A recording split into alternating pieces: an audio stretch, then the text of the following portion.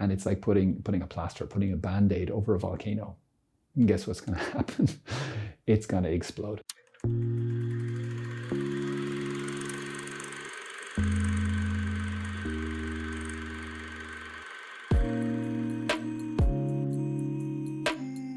Have you ever found yourself trying to pray or do anything really, and you keep getting distracted by your emotions, and maybe not just distracted, but completely dominated by them? So how do we deal with these things? We don't come with an instruction manual. I think that would be a really good idea. I'm going to talk to God about that when I see him next.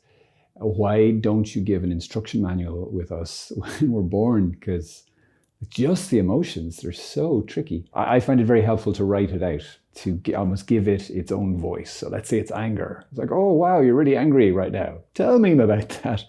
And let your anger speak to you, all the details. And sometimes it's not enough just to listen to it. Sometimes we need to vent because there's just so much of the emotion inside of us. If a pen and paper works for you, if you still use such things, grab a pen and paper and start to write, and let the emotion write in a certain sense. Like, let it really express itself to you, and to keep doing it, to vent that emotion, to let it out. Now, this does not mean you're going to show this to anybody. This doesn't mean that you are responsible for any of these emotions. It's simply you trying to get rid of this stuff so that you can get on with living life and get on with loving the people around you.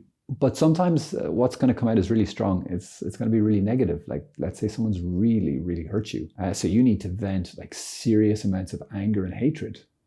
That's okay. Again, you're not responsible for what you feel, and the process of venting is simply expressing, this is what I feel. Not what I choose, not what I do, but what I feel. Okay, so it's not a moral thing for you to have to tell somebody that you really, really hate them in a letter that you never sent to them. Okay, so you kind of get it all out until it's out, until it's done. And you know it's done, you have fully vented. When you ask yourself, or you ask your emotion, do you have anything else to say to this person or to this fear or to this situation?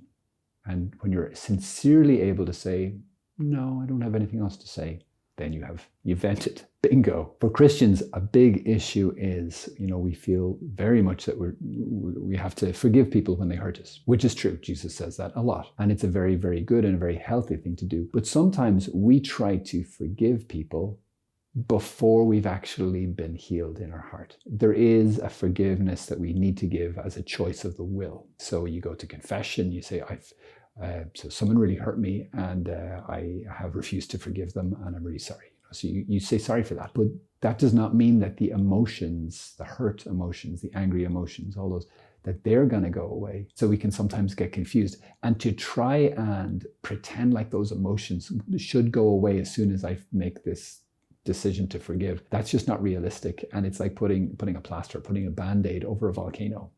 And guess what's going to happen? It's going to explode. Yes, forgive, but also deal with your emotions in a very realistic and loving way. Once you are happy that you have vented the emotion enough, and when you ask yourself, do I have anything more to say to this person or situation? And the answer is no, sincerely no, then you're ready to put it to rest. So what do we do here? Well, actually, you forgive. That's probably the most important thing. So Jesus had something when he told us, he commanded us to forgive our enemies even. So again, I just say this, or I write this. I imagine I'm speaking to the person or writing to the person, and I say, I forgive you. I let you go. I cancel your debt. We're done. And it has to come from the heart, or you're wasting your time. Then I accept them. Say, you were probably doing your best. I accept that this was the best you could do on that day, whatever it is they did, even if it was something really nasty. To accept them in their brokenness and in their lack of love.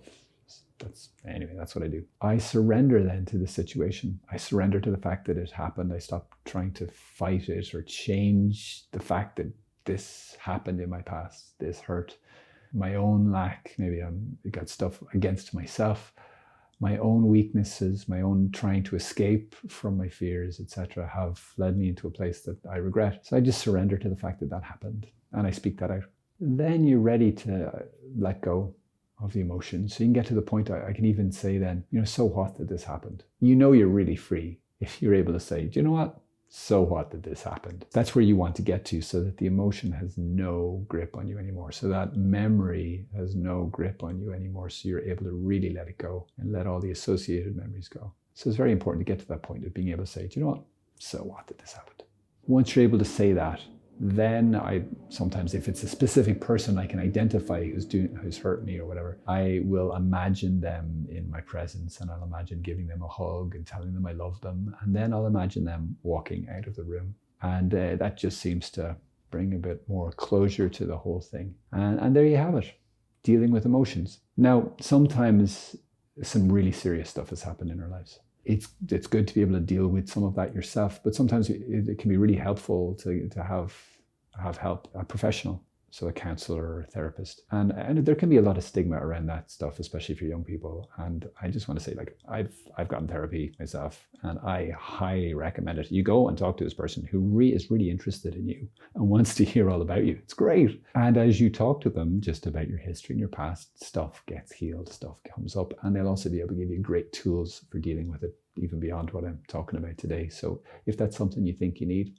highly recommend it. But I do also recommend that you try to get a counselor or a therapist who is Catholic, is Christian, and who will be able to understand where you're coming from with all of that. I hope this has been helpful. It's certainly, having these tools in my life have been a huge blessing to me. So I hope they are a blessing to you too.